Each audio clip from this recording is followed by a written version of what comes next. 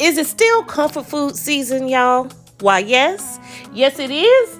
Okay, well, let me show you how to make my version of an old school classic, baked spaghetti.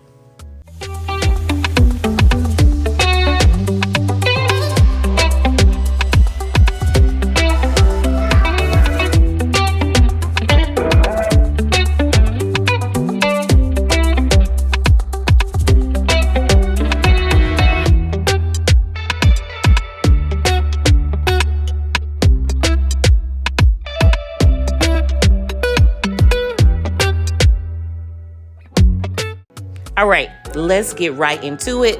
You always got to preheat the skillet, okay? Preheat the skillet. I'm going to add some oil, and then I'm going to add some smoked beef sausage, y'all. So y'all hear me say all the time I don't eat pork, so I'm using beef sausage. If you don't eat beef, why don't you add some turkey sausage? It just gives the spaghetti just a different level of flavor and texture as well. So I'm going to add some ground beef at this point. And while I'm adding this ground beef, I need to remind you all to subscribe to my channel. Make sure you turn on your notifications too. Comment down below, ask me questions, all the stuff that you want to know, and make sure and share the videos. Okay, let's get back into the spaghetti. So I added in the ground beef, and by the way, you can add ground pork sausage as well as beef or turkey. And whatever you do, make sure you season it with a dab of Aduya like I just did. And to get you some dab of Aduya, the link is down in the description. After the dab of Aduya, go ahead and season with some Italian seasoning. And if you don't have Italian seasoning, some dried oregano will do just fine. And after that, go in with some small diced yellow onion. And you just want to continue to saute the meat. Make sure you're getting to the point where you don't see any pink and all that flavor is releasing from that sausage. Ooh, my mouth is watering just thinking about how good this is. And then, of course, you got to add garlic. And we're going to add that towards the end so we don't get burnt garlic in our meat sauce. So continue to saute everything. And then when you don't see any pink, you're going to go ahead and you're going to drain it. Add a little bit more seasoning if you'd like to before you drain it. Just make sure you taste it. And here's another level of flavor that we're going to introduce to the party here. I am adding some red wine, and I'm just going to let it simmer down. If you don't drink wine, you don't have to use it at all. But here's another little tip, another little hack.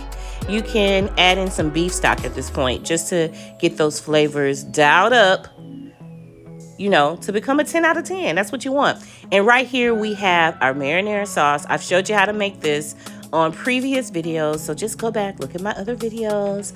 I will link the red sauce so that you can have that recipe as well. All right, so you're going to add it to your meat, your seasoned ground beef, or combination of ground beef and ground pork sausage. And then, of course, you got your smoked sausage too. And you're just going to let that kind of simmer together like I did. And look at it, y'all. And taste as you go. Taste it. See if you need to adjust those flavors. Okay? So I'm going to cover it and let it continue to simmer.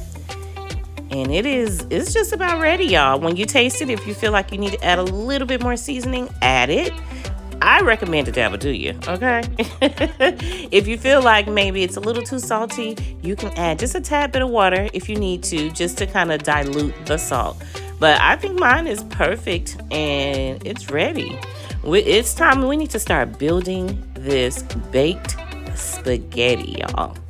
All right, so I have my casserole dish, and what I did was I took out a couple of cups, maybe a cup and a half, close to 2 cups of that meat sauce. I've sprayed the casserole dish, and then I'm putting some of that meat sauce down in the bottom of the casserole dish, okay? That's going to help it not get dry during the baking process. And the rest of the meat sauce, I'm adding it right to my cooked spaghetti. Now, you know you can cook this spaghetti like a day or 2 before, right? So just cook it, toss it in olive oil, drain it, of course, first. Toss it in olive oil, and it can sit in your refrigerator covered for a couple of days just to save you a little bit of time. All right, here we go. So I am taking some of the spaghetti that was already tossed in that meat sauce, and I'm putting it right on top of the meat sauce that we put in the bottom of the casserole dish. And I got 3 types of cheeses, y'all. I have some sharp cheese that we shredded by hand here.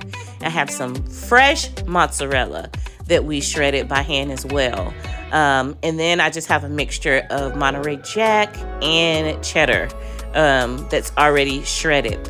Then I put those cheeses down, and then I go right over with the meat sauce. And we just repeat this until we have used all of the spaghetti and meat sauce.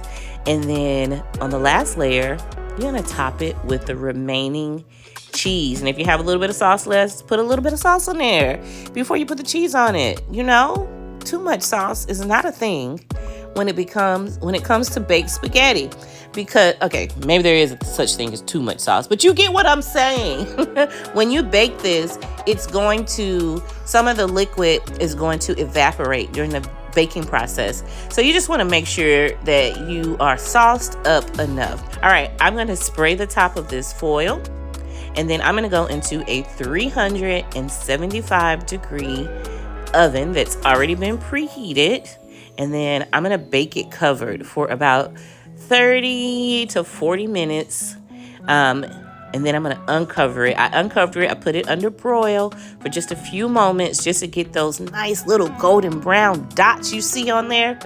Ooh, and then garnish it, right? Garnish it with some Italian parsley, not the curly kind, but the Italian parsley.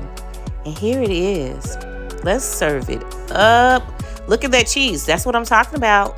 That's exactly what I'm talking about when I talk about that fresh mozzarella, y'all. All right, try this recipe, y'all. Tell me what you think about it. Tell me if it's any different from the way you make baked spaghetti. Give me some baked spaghetti. Give me some tips. Give me some hacks, y'all. Look at it. Comfort season. Thank y'all for hanging out with me today. I hope you make this recipe. I hope you stay tuned. And the only way you can do that is to subscribe to my channel and turn on your notifications so we can keep cooking all comfort food season long. All right, see y'all next time. Bye.